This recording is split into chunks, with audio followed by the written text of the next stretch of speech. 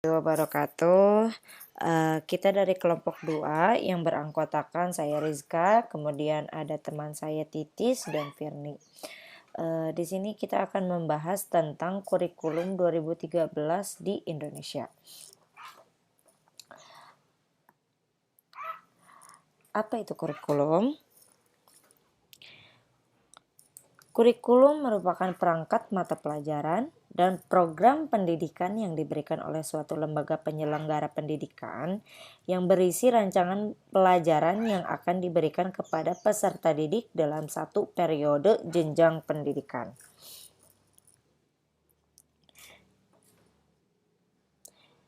Kemudian yang melatar belakangi kurikulum 2013 itu adalah untuk memenuhi tuntutan kebutuhan kompetensi abad 21.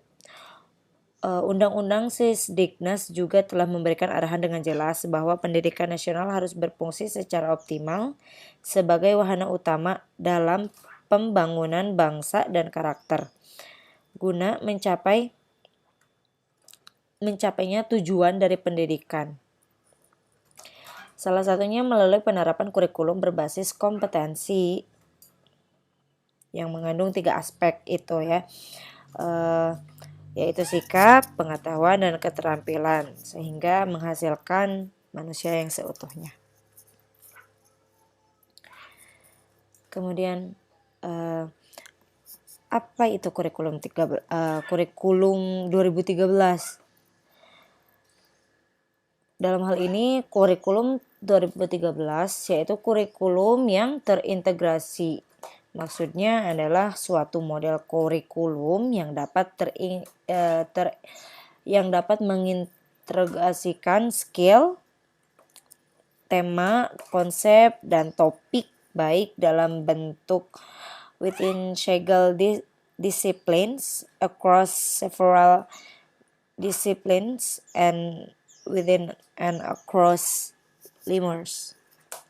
Dengan kata lain, bahwa kurikulum terpadu sebagai sebuah konsep dapat dikatakan sebagai sebuah sistem dan pendekatan pembelajaran yang melibatkan beberapa disiplin ilmu atau mata pelajaran untuk memberikan pengalaman yang bermakna dan luas kepada peserta didik.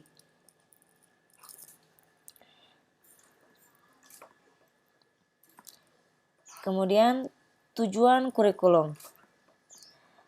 Tujuan kurikulum 2013 itu untuk mencapai dengan adanya kurikulum 2013, maka tujuannya untuk mahasiswa atau peserta didik mampu menerapkan 4 langkah ini, yaitu observasi, wawancara, bernalar, dan mempresentasikan mata pelajaran yang diampunya. Kemudian kita masuk pada karakteristik kurikulum 2013. Kurikulum 2013 di dalam karakteristiknya berbeda dari karakteristik kurikulum sebelumnya, yang mana di dalam kurikulum 2013 ini menekankan pada bidang ataupun basis peserta didik di dalam kompetensi. Dapat diartikan bahwa di dalam kurikulum 2013 ini peserta didik mampu menguasai sendiri materi ajar yang diberikan sekolah, dan juga lebih menekankan bahwa untuk peserta didik mengalami apa yang telah mereka terima di sekolah. Kurikulum 2013 dirancang dengan karakteristik sebagai berikut: mengembangkan keseimbangan antara pengembangan sikap, spiritual, dan sosial, rasa ingin tahu, kreativitas kerjasama dengan kemampuan intelektual dan psikomotorial. Kemudian, sekolah merupakan bagian dari masyarakat yang memberikan pengalaman belajar terencana, di mana peserta didik menerapkan apa yang dipelajari di sekolah ke masyarakat dan memanfaatkan masyarakat sebagai sumber belajar. Kemudian ketiga, mengembangkan sikap, pengetahuan, dan keterampilan serta menerapkannya dalam berbagai situasi di sekolah dan masyarakat. Kemudian memberi waktu yang leluasa untuk mengembangkan berbagai sikap, pengetahuan, dan keterampilan.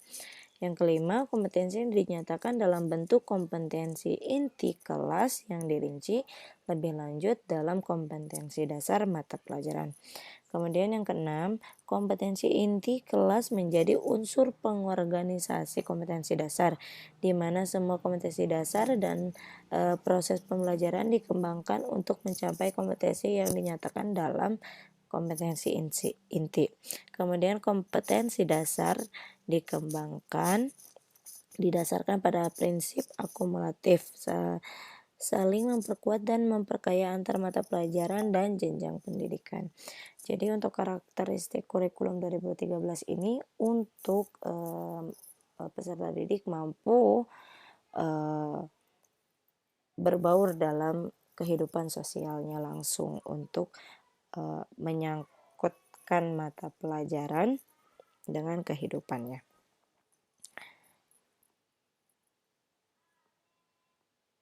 Selanjutnya ada perubahan kurikulum 2013 di jenjang pendidikan. Yang pertama ada kurikulum 2013 di tingkat SD atau MI. Nah, pada tingkat SD atau MI ini memiliki suatu standar keaktifan dan standar kelulusan untuk para peserta didik agar dapat menyelesaikan pendidikan pada jenjang SD atau MI. Nah, kurikulum 2013 yang bergelut di tingkat SD atau MI ini, kurikulum ini memfokuskan agar para peserta didiknya itu mampu menunjukkan, mengolah, dan mengembangkan bakat yang telah dimilikinya dengan caranya sendiri. Nah, kemudian dalam konteksnya, sekolah itu tidak hanya melihat kemampuan akademiknya saja, tetapi melainkan sekolah itu dituntut menyalurkan apa yang menjadi bakat yang dimiliki oleh para siswanya tersebut. Misalnya, ada siswa yang menyukai futsal. Nah, maka semestinya sekolahnya itu mengembangkan bakatnya agar dapat tersalurkan biar ketika siswanya telah tamat dan masuk ke jenjang yang lebih tinggi lagi, siswa tersebut itu telah memiliki basic yang pas untuk meneruskan jalan yang ditempuhnya tadi. Kemudian yang kedua itu ada kurikulum 2013 tingkat SMP atau MTS. Nah, di tingkat SMP atau MTS ini tidak seperti kurikulum mendahulunya. Nah, si kurikulum 2013 yang ada di tingkat SMP atau MTS ini mengedepankan potensi yang dimiliki para peserta didik, bukan mengedepankan pengetahuan umum saja. Nah, di dalam kasus ini pendidik itu dibuat untuk tidak menyamakan penilaiannya antara peserta didik yang satu dengan yang peserta didik yang lainnya. Nah, kurikulum 2013 di tingkat SMP atau MTS ini menganggap semua peserta didiknya itu memiliki suatu kompeten pada dirinya masing-masing yang berbeda, tidak menyamakan potensi. Kenapa? Karena pada dasarnya pada studi kasus satu sekolah saja memiliki ratusan peserta didik, yang mana di antara peserta didiknya ini rata-rata memiliki kemampuan yang sama, kemungkinan 2 dari 10, yang mana sangat sedikit peserta didik yang memiliki potensi dirinya yang sama. Nah, dari itu peserta didiknya ini diperlukan untuk menilai masing-masing dari peserta didik tersebut mengenai bakat dan kemampuannya tersendiri, dan bukan hanya menilai dari proses pelajaran umum saja, tetapi melainkan melihat juga kompetensi yang lainnya.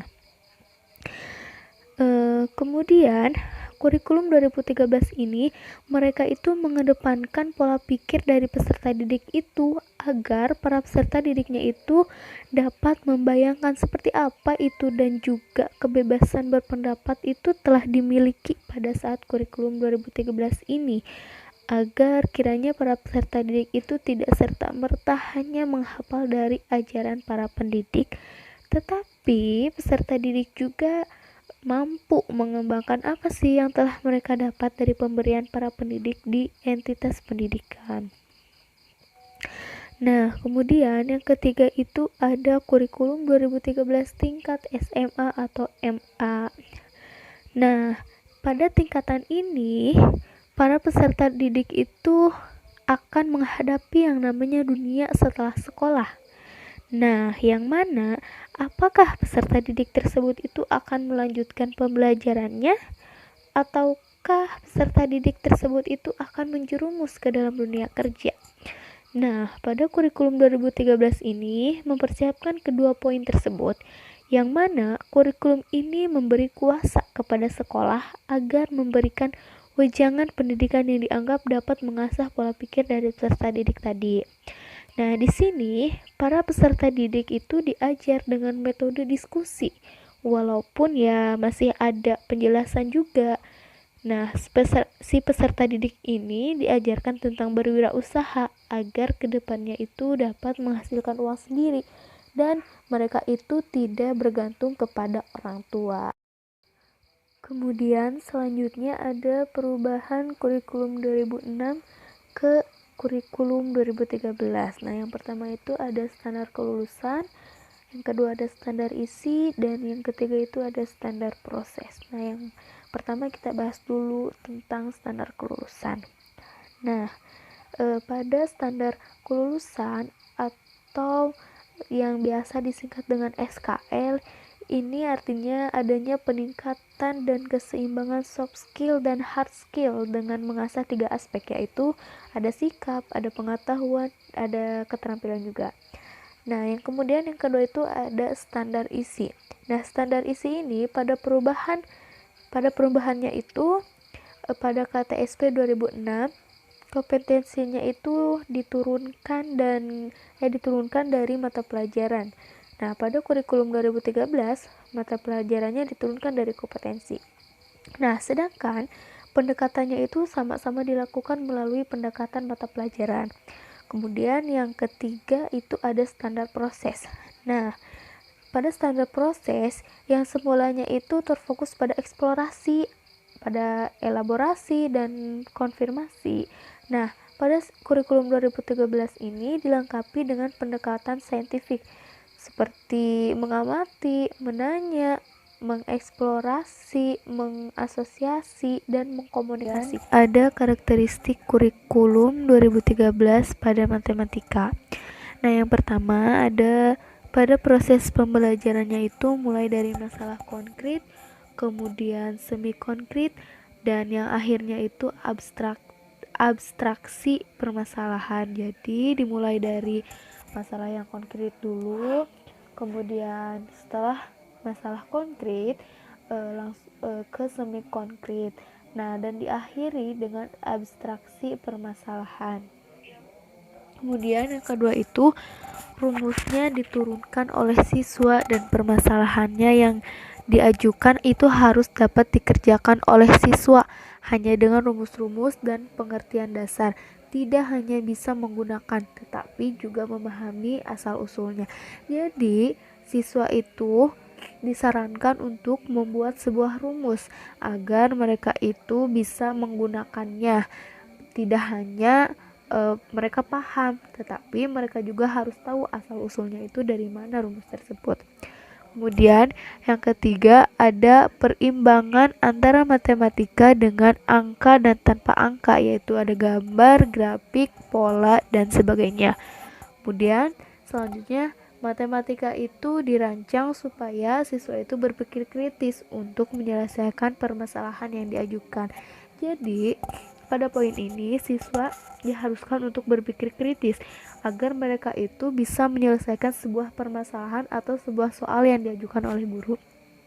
Kemudian ada membiasakan siswa berpikir algoritmis. Nah, pembelajaran yang hanya menekankan pada aspek pengetahuan itu membuat siswa menjadi pasif. Tidak ada motivasi untuk mengembangkan wawasan dan kompetensi sesuai dengan bakat dan minat yang dimilikinya. Nah, ketika menghadapi permasalahan yang membutuhkan pemecahan melalui analisis dan daya kritis, nah, Siswa pada umumnya itu kesulitan untuk berpikir melakukan diagnosa atas masalah-masalah yang dihadapinya. Nah, oleh karena itu, siswa itu harus diarahkan untuk mampu berpikir algoritmis. Nah, cara berpikir yang dilaksanakannya itu dengan langkah-langkah yang terstruktur untuk memecahkan masalah atau menemukan solusi atas permasalahan yang dihadapi. Nah, langkah-langkahnya itu harus dipahami oleh siswa.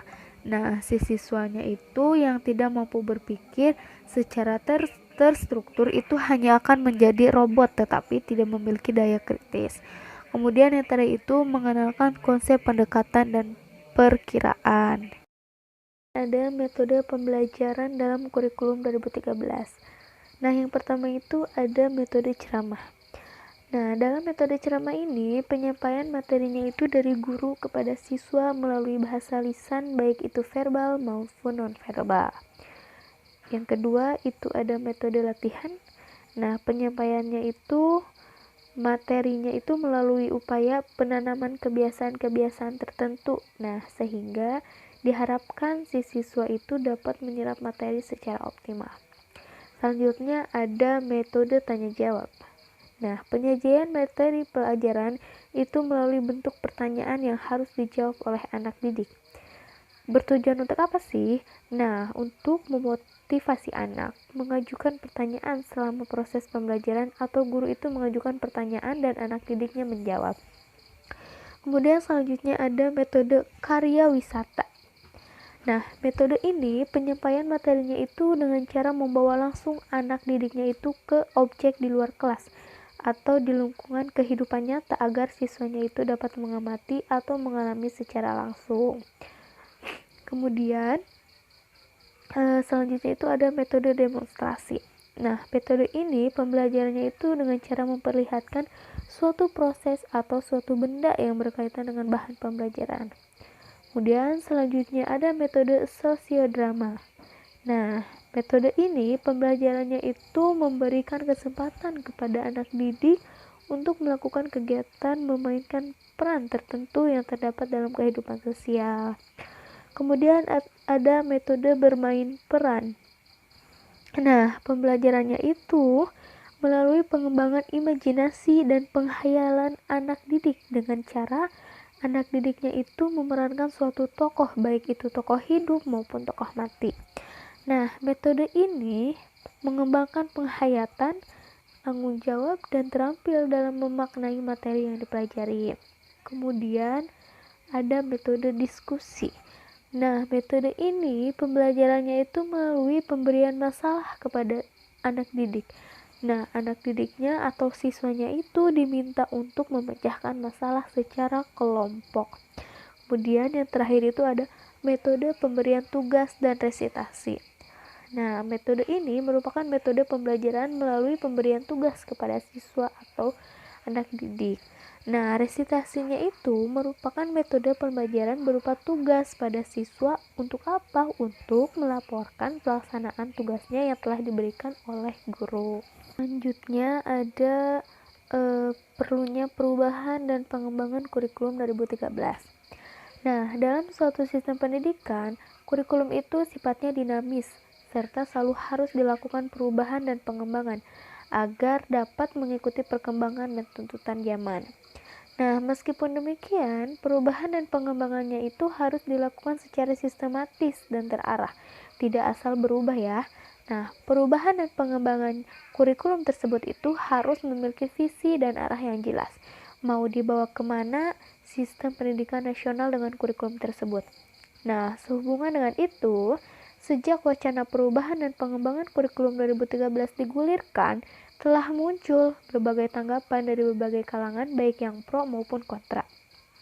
Nah, menghadapi berbagai tanggapan tersebut, terutama dari yang kontra terhadap perubahan dan pengembangan kurikulum 2013, Mendikbud itu mengungkapkan bahwa perubahan dan pengembangan kurikulum itu harus senantiasa disesuaikan dengan tuntutan zaman.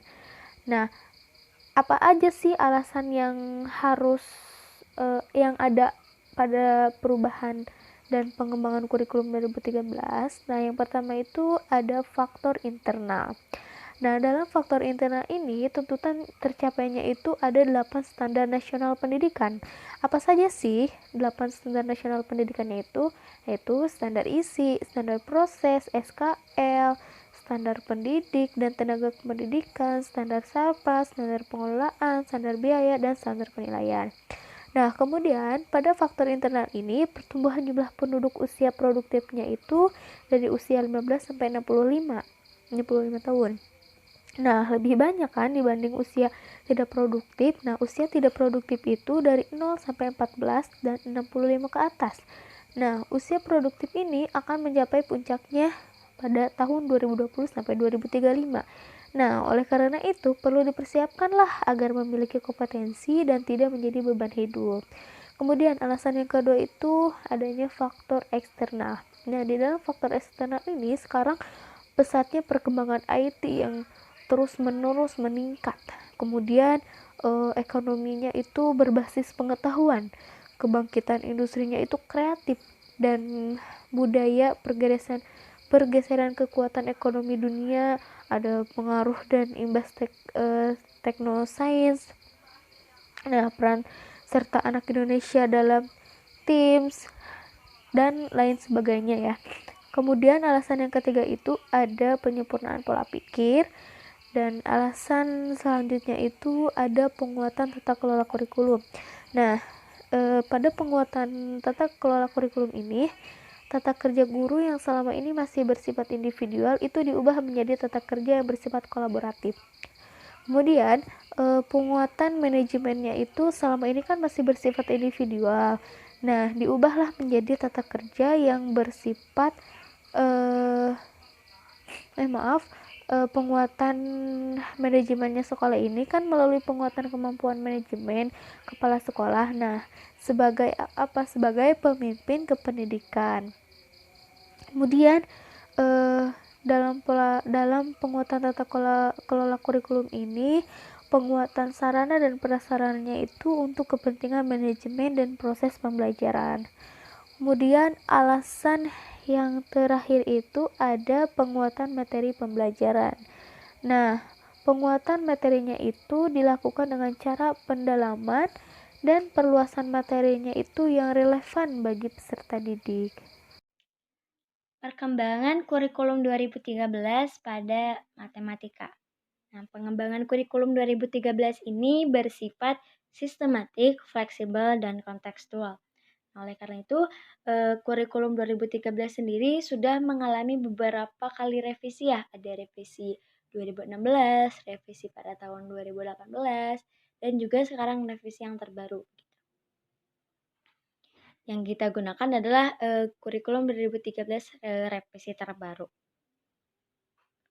Nah, dalam hal tersebut itu artinya bahwa kurikulum itu adalah suatu komponen pendidikan yang bisa dirubah atau bisa berubah secara mudah sesuai dengan kebutuhan. Nah, selain itu kurikulum juga itu merupakan komponen yang harus bisa menjadi instrumen penghubung antara konsep dan kenyataan. Nah, kurikulum juga itu komponen pendidikan yang saling bergantung dan saling mempengaruhi terhadap komponen yang lainnya. Nah, dalam perkembangannya maka pembelajaran itu harus terus melakukan peningkatan atau adanya peningkatan agar pembelajaran itu bisa dilakukan dengan sempurna. Terlebih lagi dalam pembelajaran matematika, karena matematika itu merupakan suatu ilmu yang penting tidak hanya dalam kehidupan, tapi juga ilmu matematika ini sangat penting dalam perkembangan ilmu pengetahuan, karena matematika itu saling terkait dengan bidang ilmu yang lain. Contohnya dalam bidang teknik, dalam bidang kesehatan, dan yang lainnya. Nah, selanjutnya yaitu pembelajaran matematika dalam implementasi kurikulum 2013. Nah, sebelum masuk ke model pembelajarannya, saya akan menjelaskan terlebih dahulu bahwa matematika itu merupakan ilmu yang bersifat abstrak gitu. Jadi kebanyakan siswa menganggap bahwa matematika itu merupakan tidak menarik karena tidak bisa terbayang, tidak bisa dilihat dengan nyata gitu. Nah, jadi oleh karena itu kita sebagai guru itu harus jeli dalam mencari atau memilih strategi atau model dan juga pendekatan serta metode yang tepat sehingga materi pelajaran matematika ini mudah dipahami oleh siswa. Nah, selain mudah dipahami juga, setidaknya siswa tertarik terlebih dahulu untuk mempelajarinya. Karena kalau misalkan siswa sudah tertarik dengan pelajarannya atau dengan materinya, otomatis dia akan berusaha untuk mencoba memahami materi tersebut. Dan akhirnya bisa terampil dalam pemecahan masalah dan berpikir kritisnya. Nah, dalam kurikulum 2013 ini terdapat 5 model pembelajaran yang dapat digunakan atau yang dapat dipilih. Nah, yang diharapkan model pembelajaran ini agar siswa itu dapat mengembangkan pengetahuan, sikap, dan keterampilannya dalam proses pembelajaran yang aktif dan juga kreatif. Nah, model pembelajaran yang pertama yaitu adalah model pembelajaran proses saintifik. Nah, dalam model pembelajaran ini siswa itu dituntut beraktivitas seperti halnya ilmu sains atau ilmuwan gitu. Nah, jadi dalam prakteknya itu siswa atau peserta didik itu melakukan aktivitas selayaknya atau sesuai dengan langkah-langkah penerapan metode ilmiah. Untuk mata pelajaran matematika ini, langkah-langkahnya yang pertama adalah mengamati. Mengamati tentang apa? Mengamati tentang fakta matematika. Nah, fakta matematika itu bisa dibedakan menjadi 2, yaitu yang pertama adalah fakta pengamatan nyata fenomena alam atau lingkungan sekitar. Yang kedua adalah fakta nyata objek matematika itu sendiri. Selanjutnya yaitu adalah menanya. Nah, menanya ini menuntut siswa untuk berpikir divergen. Karena seperti yang sudah kita ketahui bahwa pembelajaran matematika selama ini identik dengan menghafal. Nah, tetapi menghafal itu tidak disertai dengan pemahaman konsep yang mendalam. Sehingga banyak siswa yang ketika misalkan dia diberi contoh soal seperti ini, lalu ketika diberi latihan soal yang dirubah sedikit konteks soalnya, itu jadi bingung dan tidak bisa mengerjakan. Nah, itu disebabkan karena para siswa itu tidak paham dengan dalam konsep materi tersebut. Nah, oleh karena itu, kita sebagai guru harus bisa memancing pertanyaan agar siswa itu bisa melakukan kegiatan berpikir kritis dengan materi yang sedang diajarkan. Nah, pemikiran ini disebut dengan pemikiran yang divergen. Nah, pemikiran divergen ini dapat timbul dengan adanya pertanyaan yang bisa mengasah pemikiran secara berpikir kritis dan juga berpikir secara sistematis. Nah, selanjutnya yaitu mengumpulkan informasi. Mengumpulkan informasi dalam pelajaran matematika itu tidak harus benda konkret yang dikumpulkan, tapi informasi itu dapat berupa konsep-konsep atau teorema dan juga sifat-sifat yang mendukung. Misalnya, untuk membuktikan rumus-rumus tangen A tambah B atau juga tangen A dikurangi B. Nah, itu diperlukan konsep tangen, sinus, dan juga kosinus. Nah, selanjutnya yaitu mengasosiasi. Mengasosiasi ini maksudnya adalah memperluas konsep atau membuktikan. Nah, pengertian asosiasi ini juga bisa bermakna penalaran atau akibat gitu. Jadi penalaran yang bisa digunakan itu ada 2, ada penalaran induktif. Penalaran induktif itu adalah penalaran dari hal yang khusus ke hal yang umum. Dan yang kedua adalah penalaran deduktif. Nah, penalaran deduktif ini berpikir dari hal yang umum ke hal yang khusus. Nah, selanjutnya yaitu mengkomunikasikan. Mengkomunikasikan ini artinya adalah menyimpulkan dan mengaitkannya dengan konsep lain. Jadi, tidak hanya paham dan juga bisa memperluas konsep, tapi juga peserta didik diharapkan bisa menyimpulkan dan mengaitkan konsep yang diajarkan dengan konsep yang sebelumnya atau yang akan diajarkan nanti. Begitu. Jadi, membuktikannya bisa dituangkan dalam bentuk presentasi atau juga diskusi dengan temannya dan juga hal yang lain. Nah, untuk model selanjutnya yaitu model pembelajaran integratif berdiferensiasi. Nah, model pembelajaran ini menghubungkan berbagai disiplin ilmu dan dikemas berdasarkan perbedaan siswa. Nah, jadi dalam model ini metode yang harus dikuasai itu ada 2, yaitu pembelajaran berbasis masalah dan juga pembelajaran berbasis proyek atau project based learning. Nah, dalam project based learning ini peserta didik itu bisa melakukan eksplorasi, penilaian, interpretasi, sintesis ilmu, dan informasi untuk menghasilkan berbagai bentuk hasil belajar. Nah, model pembelajaran yang selanjutnya yaitu model pembelajaran multiliterasi. Nah, dalam meningkatkan pemahaman, keterampilan, dan sikap itu kita harus meningkatkan juga kemampuan literasi peserta didik. Karena seperti yang sudah kita ketahui berdasarkan hasil PISA bahwa kemampuan literasi peserta didik di Indonesia ini sangat rendah. Karena minat baca peserta didik Indonesia ini sangat kurang gitu. Nah, jadi model pembelajaran multiliterasi ini tujuannya untuk mengoptimalkan konsep literasi berbahasa yang meliputi kegiatan membaca, lalu menulis, menyimak, dan berbicara. Misalnya agar ketika di sekolah ketika akan banyak diberikan soal bercerita, soal cerita. Nah, untuk menyelesaikan soal cerita tersebut, peserta didik harus bisa paham terlebih dahulu tentang soalnya.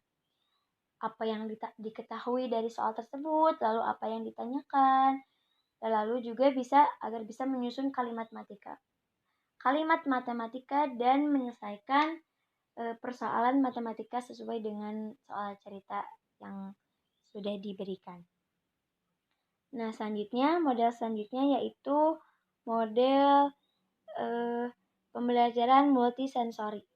Pembelajaran multisensori ini itu pembelajaran yang bisa mengoptimalkan panca indera baik itu indera penglihatan, pendengaran, pembau, pengecap, dan peraba.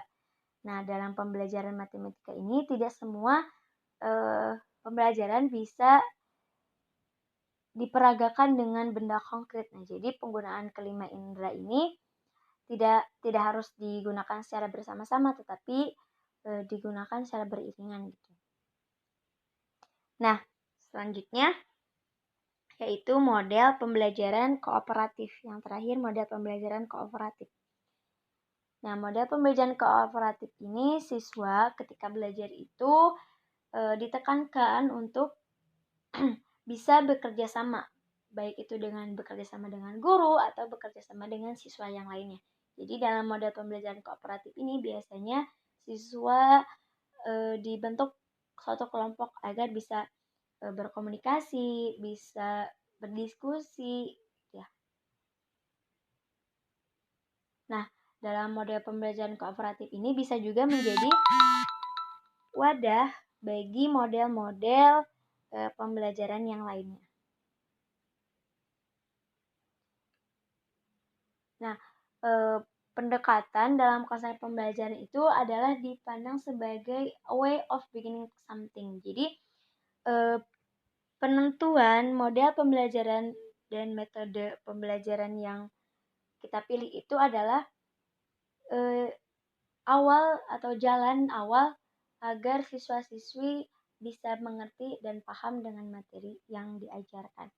Jadi, metode, strategi itu sangat penting dalam pembelajaran di sekolah. Setelah itu, kesimpulan. Jadi, kurikulum 2013 itu merupakan upaya inovasi di bidang pendidikan yang bersifat dinamis, karena bisa berubah sesuai dengan kebutuhan dan kondisi. Lalu berkesinambungan dengan kurikulum berbasis kompetensi. Nah, tuntunan kurikulum 2013 ini meliputi kompetensi, pengetahuan, keterampilan, dan sikap.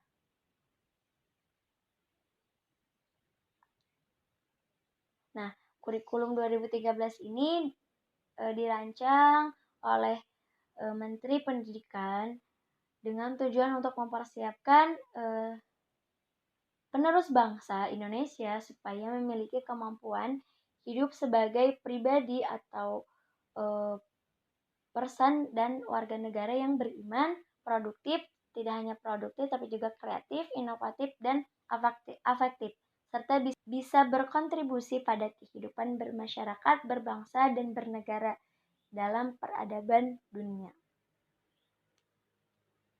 Mungkin hanya itu yang bisa kami sampaikan, kurang lebihnya mohon maaf. Wassalamualaikum warahmatullahi wabarakatuh.